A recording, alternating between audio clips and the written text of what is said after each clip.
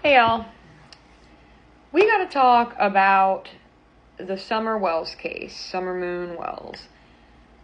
I ain't no cop, never have been, but I got eyes, and I can see that something weird is going on here. Like, this family story literally don't make no sense from the start.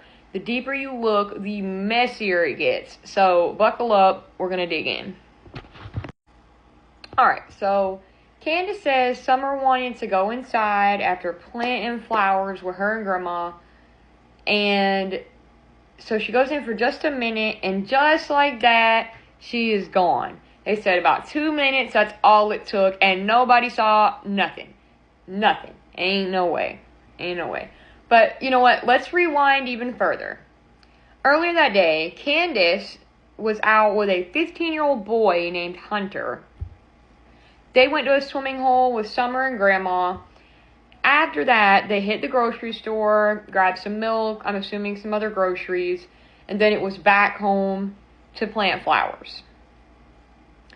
At some point near this time, a neighbor says they heard a scream and a door slam, like right before Summer was reported missing or right around.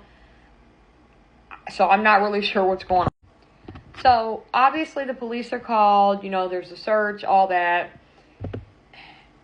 Shortly after, TBI, Tennessee Bureau of Investigations, put out an alert for a red Toyota Tacoma with a ladder rack and white buckets.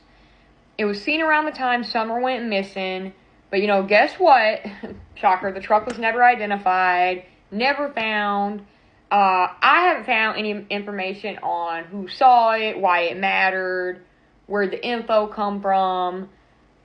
All they say is they still want to talk to the driver. But I just don't know why they're so quiet about it if it isn't relevant. Now listen. As you can see, that house is way up on a hill. Y'all, like the kind where you hear a four-wheeler or a truck coming long before you see it. It's got a steep driveway and a clear line of sight from the porch. Like, ain't nobody just, strolling up there in broad daylight without being seen nor heard. This whole idea that a stranger just pulled up, ran up that long-ass driveway, snatched her, and got out clean sounds like a movie, not real life.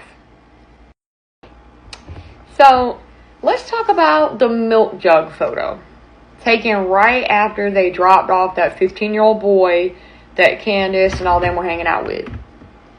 Summer looks knocked out, laying on the milk jugs, pale, eyes open, kind of closed, funny.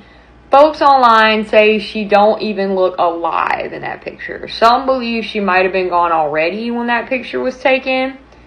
I can't be sure, but we do need a timeline. When was that photo posted? They say around 3:09 p.m. on June 15th. But I haven't found any picture proof of that. What time was the boy dropped off? Too many holes here. Now, let's talk about a family full of red flags. Daddy Don Wells, DUI, burglary, domestic charges. The oldest boy, Donald Wells Jr., a registered sex offender, convicted of sexual indecency with a child. So then you got Candace, the mom, right there, riding around with a 15-year-old boy, taking selfies, acting like that's normal. And don't forget, right after Summer vanished, CPS took the rest of the kids. Don says it was because of the media heat, but come on.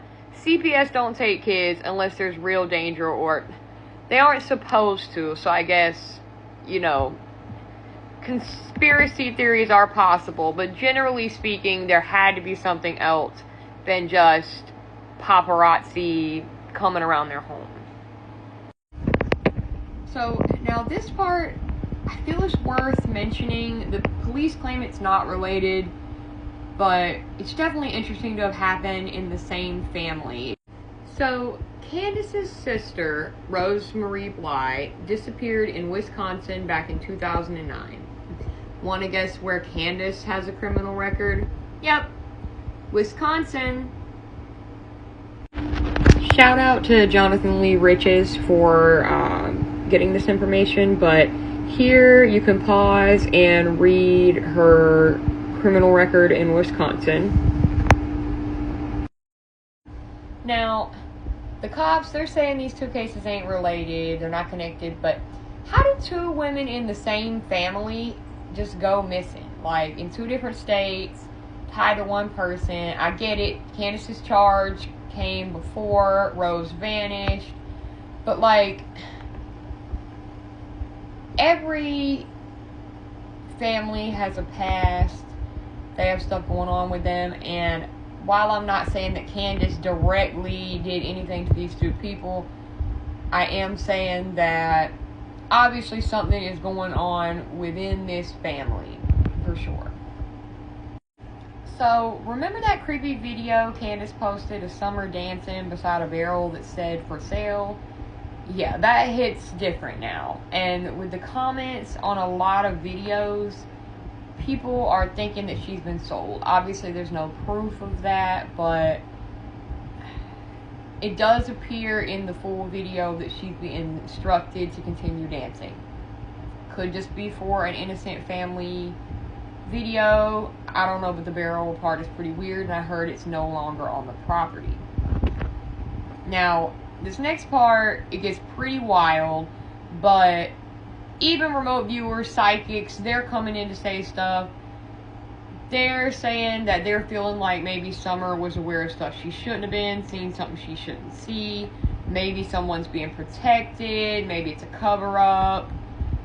I mean, there's lots of theories. And look, honestly, don't even get me started, but even the damn cornbread mafia got brought up. Like, damn, that's weed, not children. What the hell? Law enforcement call it a code of silence, not really like a cartel, as explains right there. But if it's nothing, why even bring up the name? I haven't watched the Dr. Phil, but can somebody fill me in as to why he even questioned them about the cornbread mafia? Because I can't find that online. This ain't about gossip, it's about a little girl who's disappeared and a whole mess of adults acting shady. If you want to go over the truth, the raw, the unfiltered kind, this type of stuff, definitely, as I say, smash the follow button, like the video, and drop your thoughts in the comments.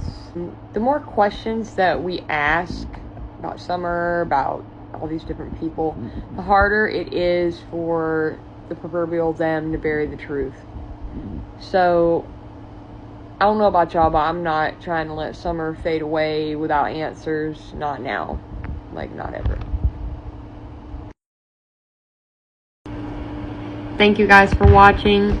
As always, if you have any information about Summer Wells, contact the Hawkins County Sheriff's Office at 423-272-7121 or TBI at 1-800-TBI-FIND.